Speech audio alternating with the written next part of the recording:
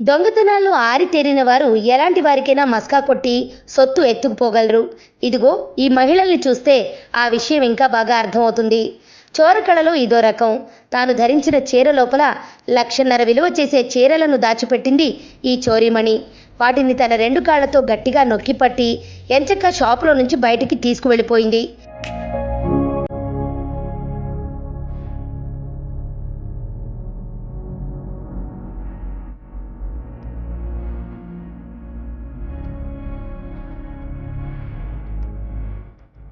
Shop యజమానికి కొంచెం కూడా అనుమానం రాలేదు.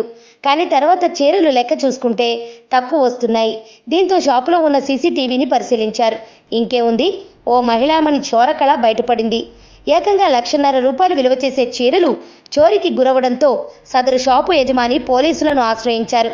ఈ ఘటన అనంతపురంలో చోటు చేసుకుంది.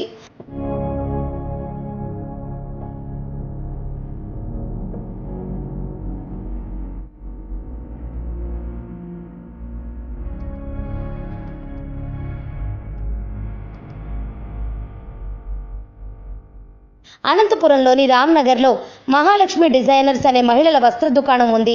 ఈ షాపు చూడటానికి చిన్నగానే ఉన్నా అందులో ఖరీదైన చీరలు, బ్లౌజులు దొరుకుతాయి.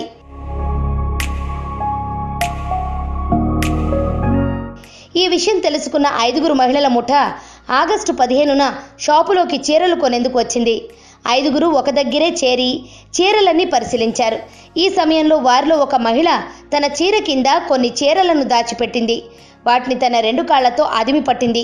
ఈ విషయాన్ని షాపు యజమాని గమనించలేదు. కానీ సీసీటీవీ కెమెరా మాత్రం పట్టేసింది. కేసు నమోదు చేసుకున్న అనంతపురం 4th టౌన్ పోలీసులు చోరీమణుల కోసం గాలిస్తున్నారు.